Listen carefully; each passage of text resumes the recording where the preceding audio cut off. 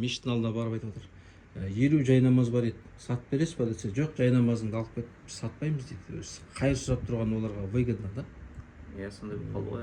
Мысалы менде есік алда тұрады, екеп бір көже пісіріп сат, немесе бір пирожки халыққа пайдаң тиісін. Иә, сатсай десем, жоқ, мен белім ауырады, ана ауырады. Қыста да, жазда да осы жерде тұра беріңіз, беліңіз ауырмай ма суықта десем, уже бана өзіңіз айтқандай қайыр сұрап үйреніп қалған, әдет болып қалғанда, мен де сіздің неңізге осы именно осы позицияңызға мен келісемін да.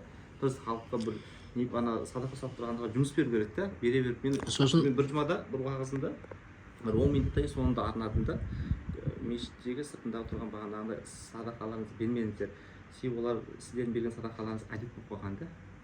Біз карантинде бір садақа сұрашы таппадық, неге? Себебі мешітке ешкім келмейді, ол пайда жоқ екенін біледі ғой. Пайда болғаннан кейін ол келе береді да. Енді әкімшіліктің өзінің адамдары айтады, бәке дейді, бәрі тіркеп алған дейді, көмекке мұқтаж жұмыс берсең істемейді дейді ешқайсысы. Бірақ өзіңіз білесіз ғой, біздің дінімізде де мысалы үшін ең тәтті тағам өз еңбегімен екі қолмен істеп тапқан еңбегімнен артық дәмді нәрсе жоқ қой негізі. Енді айта берсең өте проблема көп, бірақ мен өзімнің мәселемді шешуім керек, соңына шейін жеткізуім керек, себебі мен бұдан сұраламын ақыретте. Или ол айту керек, мен осыны мойныма алам, осының күнәсі болса да, басқасы болса да, сен маған жолама деп айту керек та. Қызға да жолама, маған да жолама. Көмегіңді берді, алыстан болды деген сияқты. Мен бұның тәрбиесіне өзім жауап беремін де мойнына алу керек та. Жауапкершілікті. Немесе маған айту керек, сен айына 2 марта кеп, өзің тәрбиеңді беріп тұр. Ол кісілер Алматыда, иә? Алматыда. Шымкентке кеп тұрды, мен Шымкентке үйрене алмайды екем, мына мешітке жүрегімді байлай алмадым деп кетті ғой. Енді әр адам өзінің несі артық. Мен айтамын, мен мешіттің бәрі бірдей ғой деймін да. Мешіттегі сен құлшылық қылатын жер, орын, таза орын, ТМД бекіткен орын. Ол центральный мешітке байлап қойыпты жүрегім. Әр адам әртүрлі ғой. Мысалы бізде айтсам ба, осыдан бір 3-4 шақырымдық жерлерден келеді, немесе 5-6 шақырымдық жерлерден келеді да. Неге мысалы үшін мына жақта одан да көшеде жақында мешіттер бар ғой деймін да, бірақ осы мешіт атмосферасы ұнайды, ол мешіт жағады деп айтады ғой. Енді әр адам жеке несіне біз қол соға алмаймыз ғой, өзінің еркінде ғой. Сосын тағы бір мәселе бар. Мен КМДБ-ға хат жазсам, сізге келіп, үш жерге жазып кетсем. Не жөнінде? Жұма намазда бүкіл Қазақстанның мешіттерінде қазақ тілінде дұға жасасақ деп. Болды. Өзіңіз еркіңізде жазамын десеңіз. Бас мүфтидің атына жазайын ба? Кім сол кісілер шешеді ғой негізі? Иә, мүфтидің атына жаз қой. Соны жазайын, сіз осы хатты жеткізіп беріңіз. Мен электронный виде жеткізесіз ғой. Электронный поштамен жібердім. Иә. Бұнда қалай мүфтидің атына деп жазам ба? Маған шапкасының үлгісі бар ма? Қазақстан мұсылман, айтып тұрамын. Қазақстан мұсылмандары. Қазақстан мұсылмандары.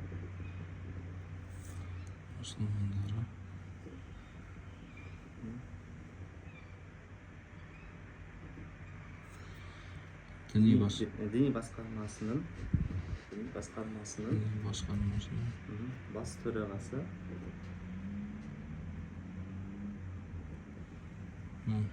Наурызбай қажы. Бас төрағасы Наурызбай қажы.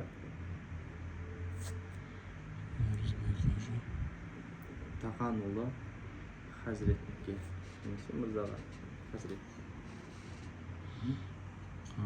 Қажы деп жазып жіберген ғой. Иә. Қажы. Не аламыз? Түзілейміз жақта, жазамыз қазір. Тағанұлына ма? Тағанұлы Хазіретке. Тағанұлы Мырзаға деп жазайыншы. Өзіңіз қалайсыз? Өзіңіз.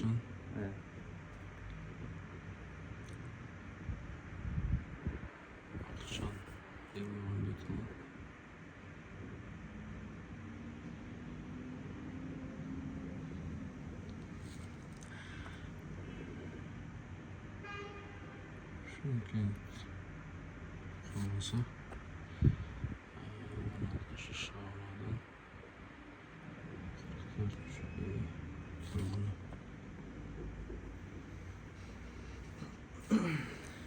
Телефон.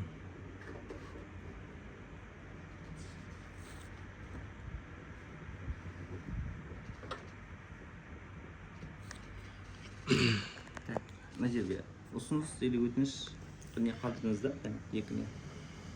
Так. Ортадан жазыңыз, бірінші не өтініш или ұсыныс па қандай?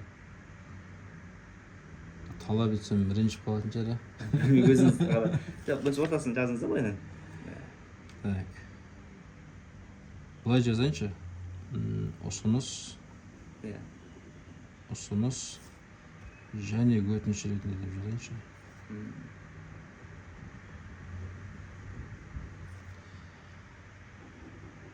Бұдан өзіңіз не жазасыз? Осы хатты жазуымның себебі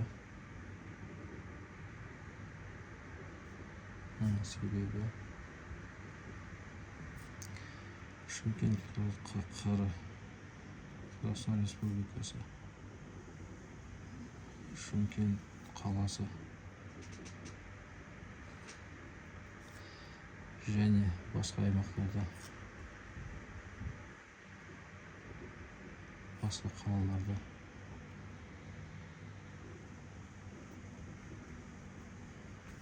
мемлекеттік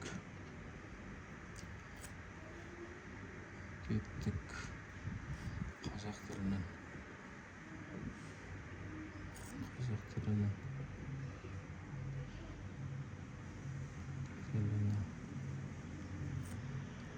мәртебесі Баға мешітті арабша или орысша дұға қылатын ма сіздерде? мәртебесі. Баға мешітті қандай дұға қылатын деймін, қай тілде?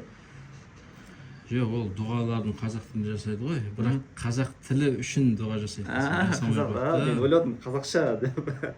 Жоқ, қазақ тілі үшін дұға жасайық десем жазамай қойды.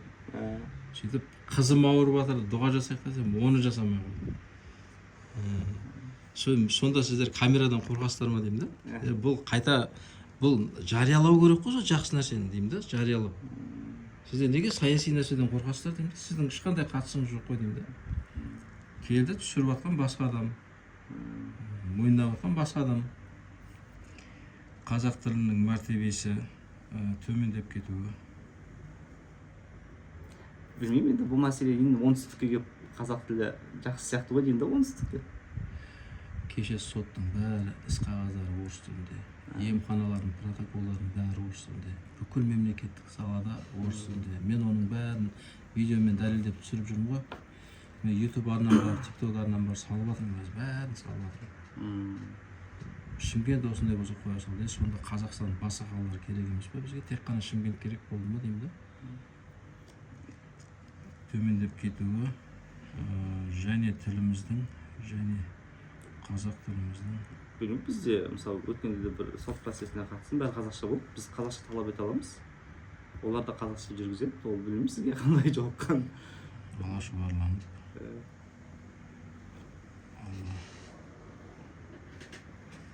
Шұбарланып кетуі қатты жаныма батып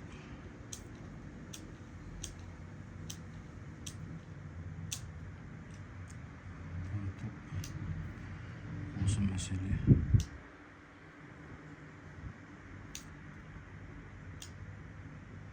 қатты алаңдатады.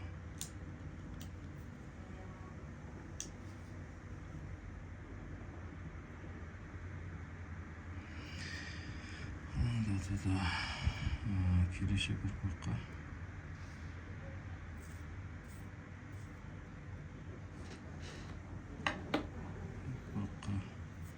тілімізді таза етіп жеткізу баршамыздың парызы деп білемін.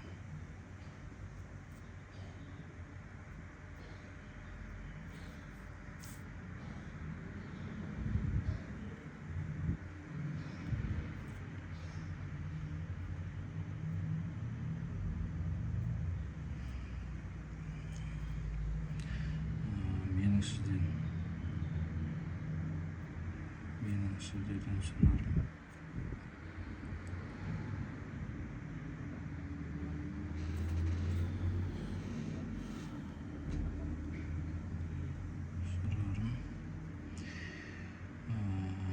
Мұсылман қаруы.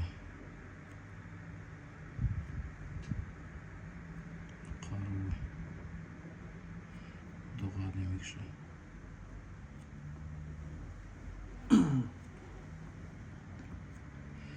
Және жалғыз адамнан гөрі жалғыз адамнан қарағанда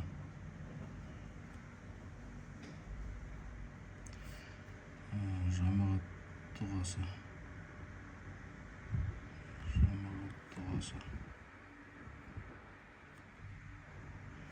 қабыл демекші.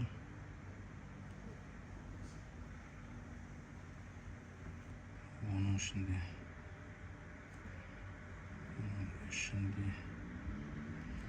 жария дұға,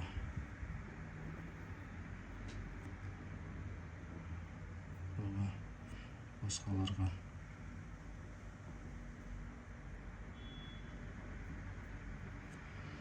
үлгі ретінде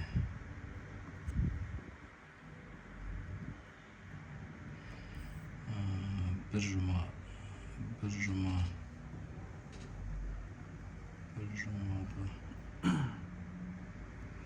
Қазақстанның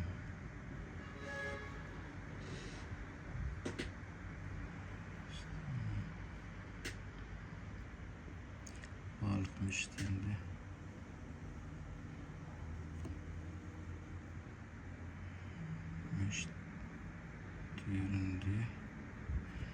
қазақ тілі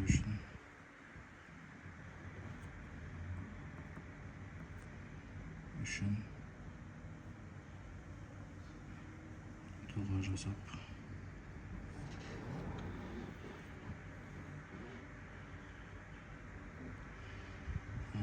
оны жария етіп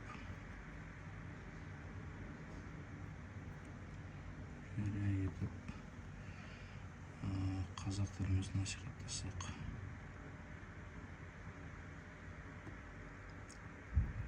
Тілімізді қолдап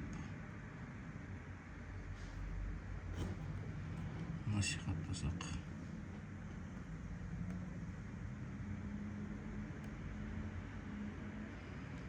Құрметпен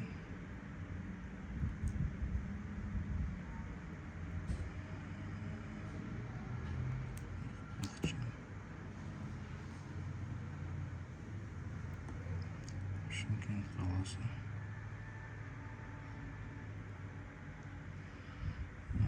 Бүгін 21 аралсы.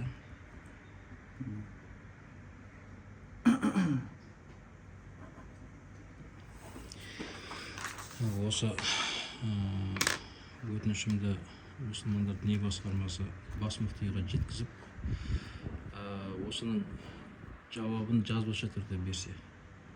Мен енді ана жерге сыйдырамай қалдым, ұзақ жаза берейін десем. Соны қосып жібересіз ба, жазбаша түрде дегенде? Әлде қай жеріне қосып жіберейін? Қоссам бола ма екен, қалай көргені? Бір парақ қоссақ кішкентай не алып қала ма? Сіз ана немен печатныймен жазамын деп отырсыз ғой? Нені? Печатныймен жазамын деп отырсыз ғой? Осыны. Мен жазамын деген жоқпын ғой? Жазбайсыз ба? Онда жоғары жағына жазып жіберейін. Мен былай, сіз қалай жібересіз? Жоқ, міне былай жазайын онда үстіне. Жауапты жазбаша түрде күтем. Жазбаша түрде беруіңізді сұраймын.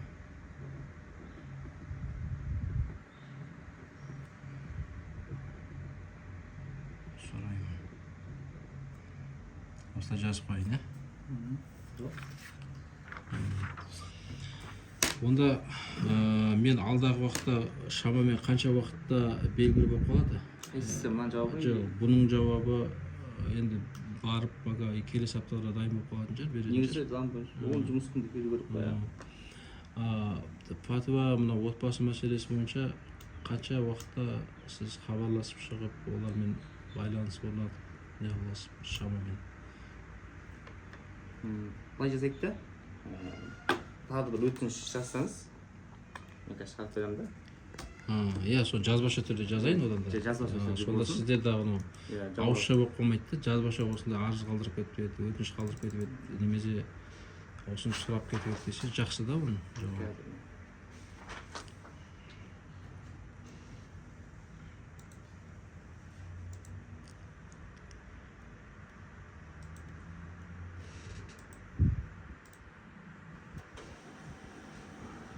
Қаншама кітаптар бар, бірақ амал жоқ иә.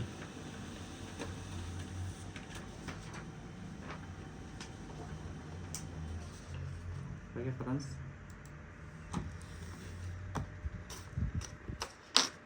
Қазақстан мұсылмандар діни басқа шариғат және фәтуа бөлімінің меңгерушісі Санат Ташбақановқа жазып бересің. Өзіңіз санат жасапсың. Иә? Мына жерден бастап. Мен пәленші мен. Нақты мәселелерді жазайын да. Иә. Кімнен деген жерге өзім қойайын да. Өзіңіз жазасыз. Бақытжан. Бағана маған қойған сұрақтарыңыз бар, соны да оқып қойып.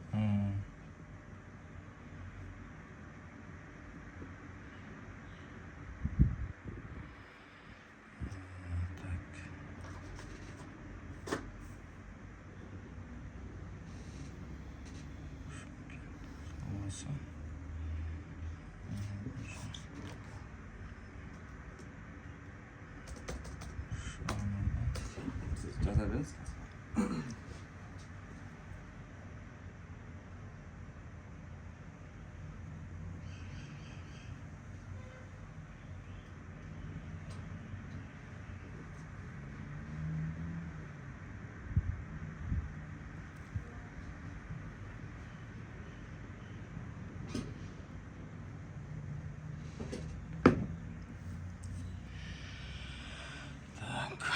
Bismillah.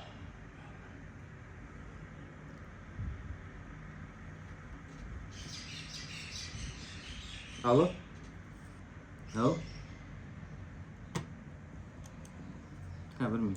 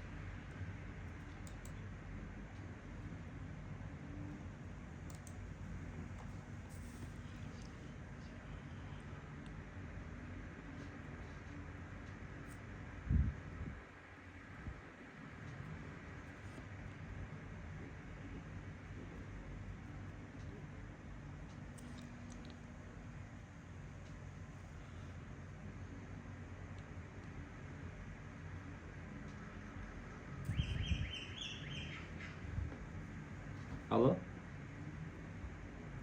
Жақсы, қалай саламатсыздар? Аха.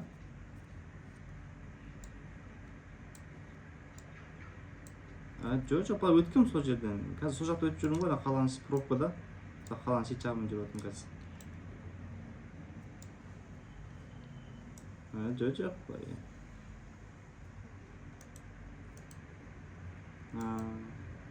Байқамаппын.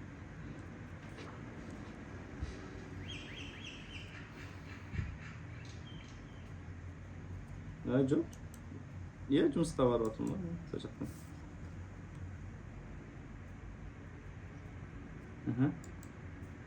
Жақсы,